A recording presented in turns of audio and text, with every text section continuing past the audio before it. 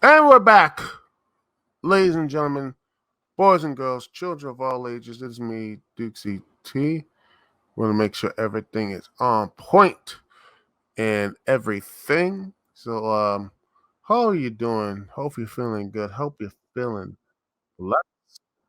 And just want to make sure that everyone likes to sit back and relax on this Thursday evening.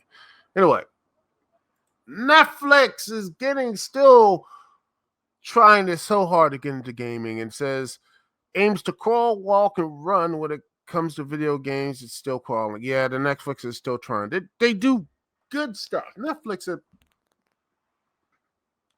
yeah, it's been nearly about 2 years since they first announced the foray into gaming. And they've had like from 24 games to 77 games. Not a bad roster, as you say, someone there. But the problem is, no one has cared. In fact, let me just put this on another article here. The New York Post, you know how much percentage of actually people are doing this?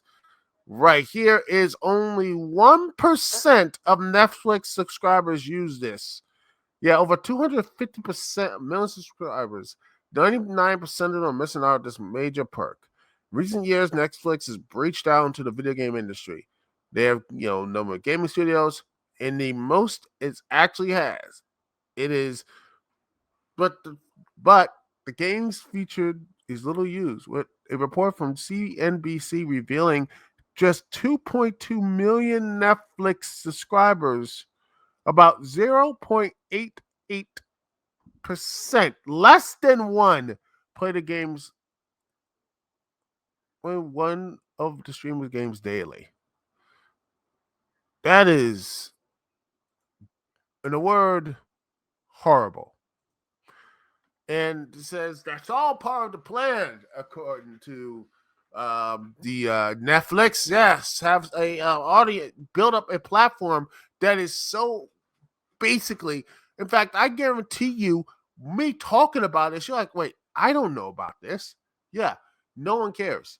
And this says from co-CEO Greg Peters said this trajectory is not dissimilar from what we've seen before. We've launched new reasons, or when we launch new genres like unscripted, we have to crawl, walk, run.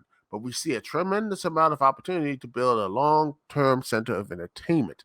Netflix pushing the gaming is it's part of a larger effort to plant seeds for future revenue streams to offset a potential saturated subscriber environment. Others include sports and retail. What you did early? Yeah, because streaming is not getting into the money, folks. Streaming is basically on its way out. I keep telling you, streaming is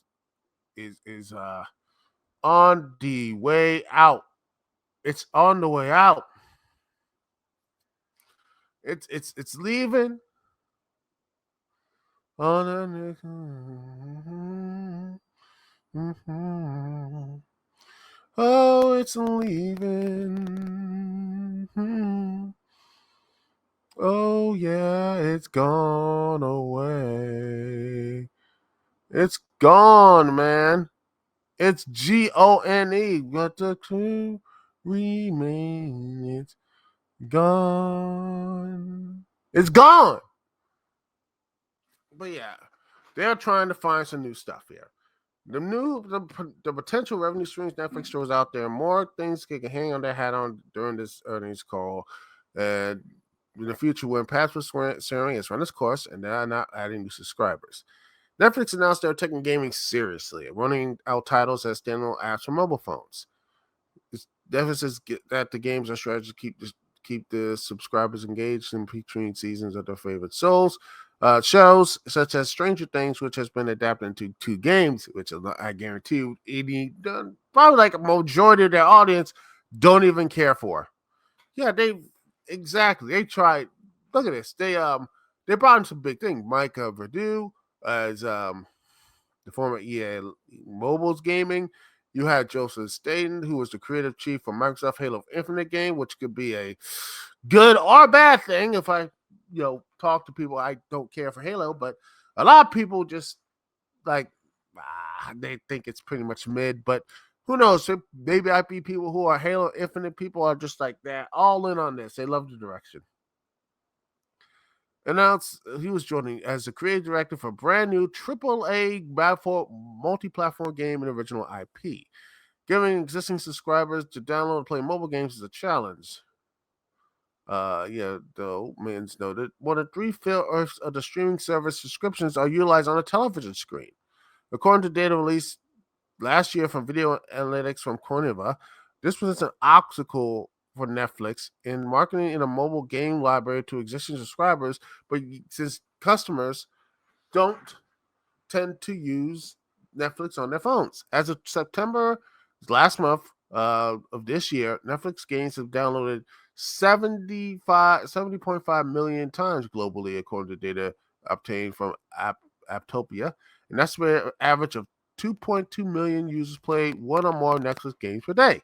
Even as Netflix added new games just about every month, according to Apptopia, the average daily users peaked at 2.7 million in January 2023, but dipped below 2 million between March and July, hitting a bottom of 1.5 million average daily users in March. Those numbers implied that less than 1% of Netflix over 240 million subscribers play the game on a daily basis, even as its game library just tripled in its offering last year. Other mobile gaming publishers far outpaced Netflix in downloads. Since the inception of Netflix's first game offering, Garden Scraper's publishers Playrix had $531 million. Candy Crush Maker King had 438 million downloads, and Clash of Clans owner Supercell had 388 million downloads, according to Apptopia. With interest lacking in this mobile game, Netflix has been testing new games that could be played on any device. Netflix Vice President of Games Mike Verdu said in the August post the beta rollout limited users in Canada and the UK offer Oxenfree from Night School Studio, a Netflix game studio, and Mohu Mining Adventure, a gem mining arcade game. Games played on TV will require players use mobile phones as a controller. Oh gosh, it's Mika all over again. Oh gosh. Oh gosh. At least and probably the games would be a lot better anyway. But yeah, there's TV require players to use mobile phones, controllers, accessible to the Netflix app on Android and a separate controller specific app on iOS. Peter said earlier this year that gaming was following a trajectory that we have seen before with new content categories, where we sort of build into this over a multi-year period, but refrain from divulging specific data points. Mention of any gaming developments was noticeably absent from the company's second quarter earnings conference call earlier this year, raising suspicion that Nexus may be gearing up to abandon its efforts. But that's not the case. The Wall Street Journal reported last week ahead of the Netflix third quarter earnings spot, the company plans to adapt more of its big game series, such as Wednesday, Black Mirror, and Squid Game, into mobile games. The streaming giant is also looking into releasing an iteration of Grand Theft Auto through a licensing deal. Then gaming came up briefly in a Netflix pre-recorded third earnings conference call where Peters said the game's engagement currently drives core business metrics in a way which is incremental to movies and series. Netflix attempts to root gamers also faces technological hurdles. I don't think that playing mobile games on the bigger screen is something I would be bullish on, said Sonny Dillon, founder of VC firm Kybernite, which focuses on gaming and tech advisors. Well, if you're a Kyber, that with that name, right, you pretty much have to be something with gaming. Uh, the bandwidth that servers are being used are inherently handicapping the gamer, Dylan said. I don't think that we're in a place where streaming multiplayer hardcore games can be played successfully simply because of the lags. But Netflix is not looking to be a console replacement. Nexus Gaming executive Voodoo previously told TechCrunch. It's a completely different business model. The hope is over time that it just becomes the very natural way to play games wherever you are. Oh gosh, Stadia! Wherever you are, Stadia will basically right there. Yeah, we've seen this story before. Yep. Yeah. Yeah. Netflix is doing a Stadia. and are mixing up with the Amico. I've been watching all the television Amico stuff, which is, crazy. Gosh, next up they're gonna be probably sign up with Tommy Tallarico and just like say screw it, well, make some games and everything. That'd be just hilarious. But anyway, like, subscribe, and share all this, by the way. But yeah, I think it's pointless. Majority of people, when they think Netflix, they think of, what do they think about, ladies and gentlemen? They think of movies. They think of TV shows. They think of, you know, maybe now reality shows, and there's reality shows there. You know, there's so much stuff you could talk about on Netflix, different genres, and all this other stuff, but it's still on the TV show. But at the end of the day, well, gaming is just not going to be important. I don't think gaming is going to be, um,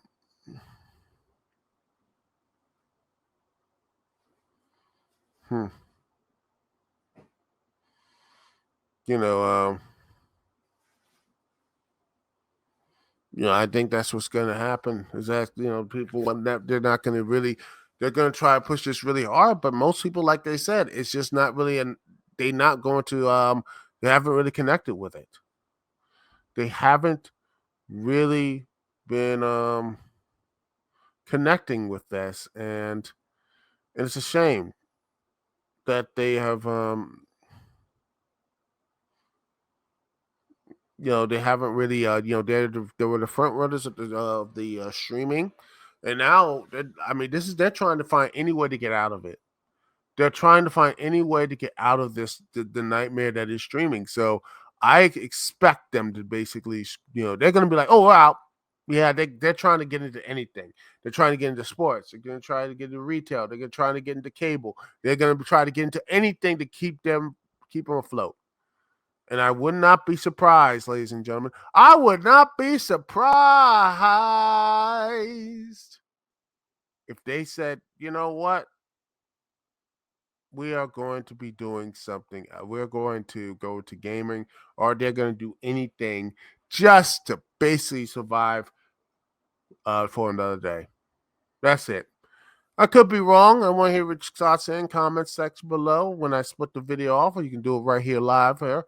But anyway, that is the show, ladies and gentlemen. Thank you so much for watching. Thank you so much for being here, listening to me, Duke CT. Peace and love. I will see y'all when I see y'all.